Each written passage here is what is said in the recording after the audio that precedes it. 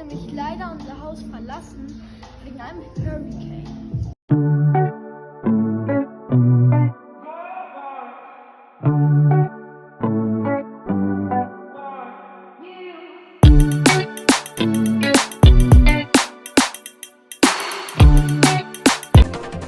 I'm meteorologist Lisette Gonzalez. We continue to track Hurricane Idalia, and we have the latest update, the 11 a.m. advisory from the National Hurricane Center.